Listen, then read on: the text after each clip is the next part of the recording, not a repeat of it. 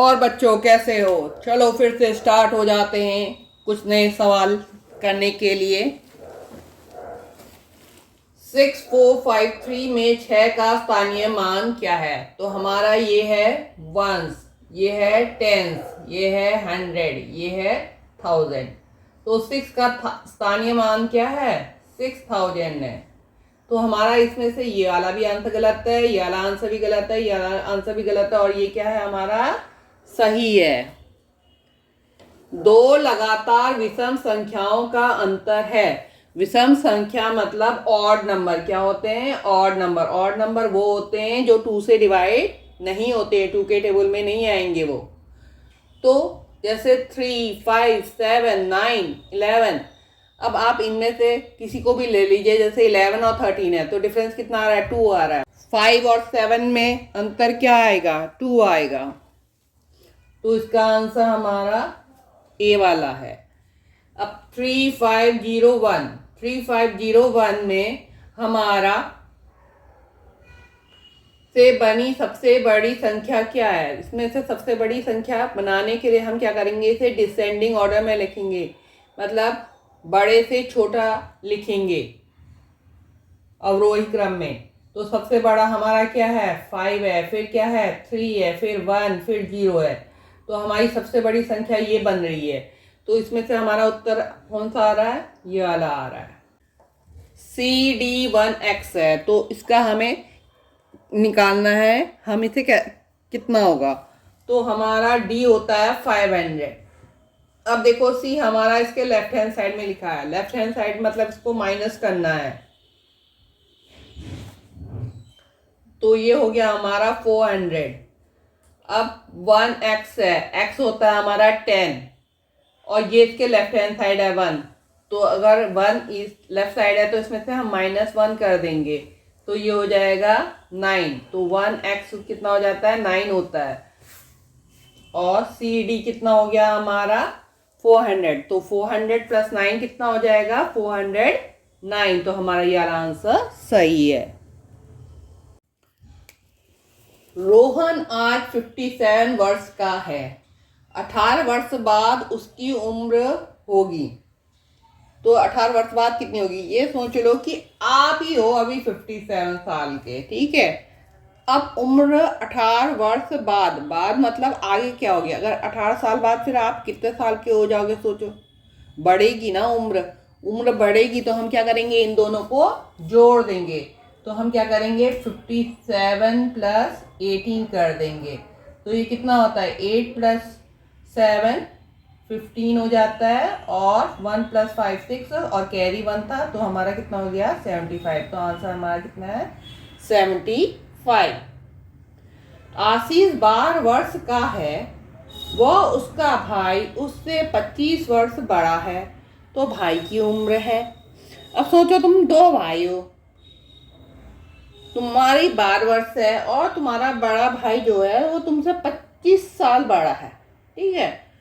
अब होगा कोई कजन भाई होगा, सगा भाई तो नहीं होगा, वो कजन भाई होगा, है ना, 25 साल बड़ा। तो अब वो तुमसे 25 साल बड़ा है, तो तुम क्या करोगे? उसमें 25 में जोड़ दोगे। तो ये कितना हो गया? 2 और 5 7, और 2 और 1 3, 37 ईयर्स हो जाएगा। कितना हो जाएगा? 37 ईयर्स का होगा वो। देखो बच्चों, 8/17 plus dash is equal to 15/17। अब ऐसे प्रश्नों से बिल्कुल डरना नहीं है। ये समझ लेना, जब यहाँ में इक्वल का साइन हो और आपको ऐसा वाला सम दिया गया हो, तो अगर यहाँ में कुछ नहीं है, इसका मतलब ये प्लस है, ठीक है। तो हमें जब इसको इस साइड लेके आएंगे तो प्लस का माइनस हो जाएगा, और अगर माइनस होगा तो प्लस हो जाएगा। अगर हम इसको इधर को लेके आएंगे, इसके आगे भी कोई साइन नहीं है, तो ये भी माइनस हो जाएगा, ठीक है। और अगर वो मल्टीप्लाई होगा तो डिवाइड हो जाएगा, डिवाइड होगा तो मल्टीप्लाई हो जाएगा। अब हम क्या करेंगे? हम इसको 8/17 प्लस दिस इक्वल टू 15/17 है हमारा। तो अब हम इसको इधर को लेके आ रहे हैं, तो ये हो जाएगा is equal to 15/17 minus 8/17 is equal to, दोनों का डिनोमिनेटर सेम है तो 17 ही आ जाएगा। 17 1 17, 15 1 15। जितने बार डिनोमिनेटर इसको डिवाइड करता है उतनी बार न्यूमरेटर मल्टीप्लाई करता है। 17 1 17, 8 1 8। तो अब हमारा ये इसको माइनस कर दो तो हमारा आंसर आ रहा है 7/17। तो हमारा कौन सा आंसर सही है? ए वाला। कचरा पर्यावरण के लिए बहुत बड़ा संकट है। इससे बीमारी पैदा होती है। फेंके जाने वाले कूड़े में बहुत सी ऐसी वस्तुएं होती हैं जिनका पुनः चक्रण हो सकता है और फिर से काम में लाई जा सकती है, जैसे कागज़, धातुएं, कांच, जिन्हें निकटतम पुनः चक्रण केंद्र भेजा जा सकता है या कबाड़ी को दिया जा सकता है। इसमें जैविक पदार्थ भी होते हैं, जैसे पत्तियां, जो मिट्टी का उपजाऊपन बढ़ा सकती है। किसी सुविधाजनक स्थान पर कंपोस्ट का गड्ढा बनाकर वहां बीच बीच में मिट्टी की परतें और पानी का छिड़काव किया जाना चाहिए। इससे वह आसानी से सड़ जाएगा और मूल्यवान उर्वरक बन जाएगा। इससे उसे प्रदूषण को भी रोका जा सकेगा, जो प्रायः ऐसे जैविक कचरे को जलाने से होता है। अब ये जो गद्यांश दे रखा है, इसमें क्या होता है कि आपको वही उत्तर देने हैं जो इसके अंदर है। ठीक है, अपने मन से नहीं सोचना है। निम्नलिखित में से कौन सा शब्द संकट का समानार्थी है? ठीक है, समानार्थी मतलब उसके जैसा है। कूड़ा, खतरा, कचरा या निपटाना। अब किसका संकट मतलब क्या होता है? खतरा होता है। कचरा पर्यावरण के लिए बहुत बड़ा क्या है? संकट है। संकट यहाँ का मतलब क्या हुआ? खतरा है। तो हमारा बी वाला सही है।